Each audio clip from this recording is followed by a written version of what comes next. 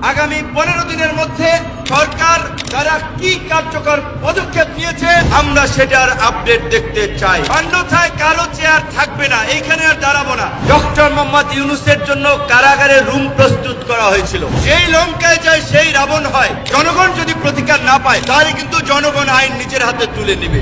এই যে সংস্কার কমিশনগুলো করেছে, জমিদারি দেখেছেন তো। আমরা একটা রাজনৈতিক দল, আন্দোলন সংগ্রাম করলাম, রক্ত দিলাম, হামলার শিকার হলাম, জেলে গেলাম।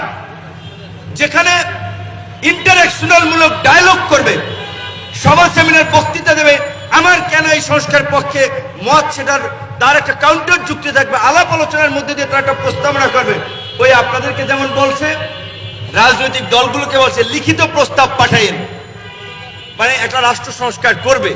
অবশ্যই এখন একেবারেই যদি অনভিজ্ঞ কিছু সুশীল ব্যক্তিদেরকে যে একটা কমিটি করে দেয় এবং যারা দীর্ঘদিন এনজিওর সাথে কাজ করে, এনজিওর ফর্মুলায় তারা এনজিওর ফান্ডিং এর জন্য ওই ব্যান্ডিংস এর মধ্যে কার্যক্রম করেছে, তারা ওর বাইরে চিন্তা করতে পারবে না। তাহলে রাজনৈতিক দলগুলোর সাথে ওপেন ডায়ালগের প্রয়োজন ছিল, সেইটা অনেক কমিশন করে নাই। সংস্কার কমিশনের মধ্যে নির্বাচন সংস্কার কমিশন, বদিউল আলম মজুমদার, স্থানীয় সরকার তোফায়েল সাহেবের আমরা রুট লেভেলে কিছু কাজ দেখেছি।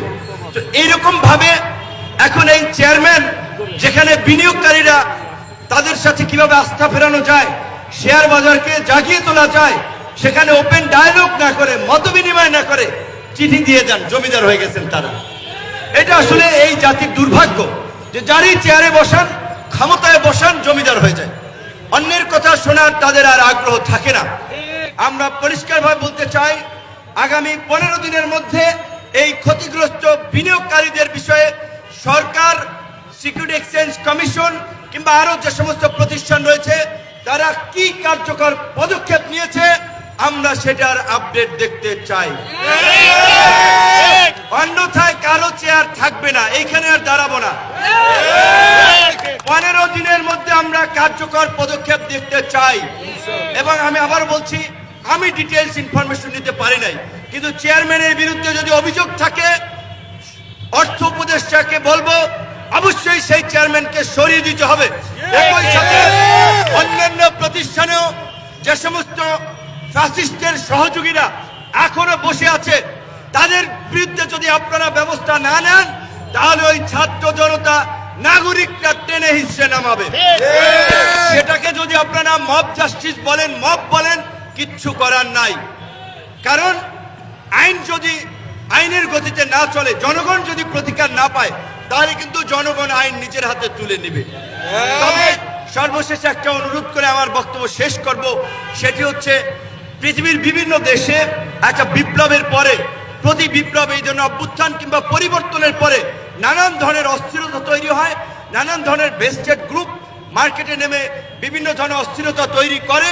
সেই ক্ষেত্রে এখন যাকে তাকে আবার ফ্যাসিবাদের দোসর কিংবা যাকে তাকে ট্যাগ দিয়ে যদি আমরা বেশি সংখ্যক মানুষকে হস্টাইল করে ফেলি, তাহলে কিন্তু আমাদের যে কাঙ্ক্ষিত লক্ষ্য উদ্দেশ্য, একটা পরিবর্তন, একটা রিফর্ম, আগামীর একটা সুন্দর দেশ, সেই জায়গায় আমরা পৌঁছাতে পারবো না।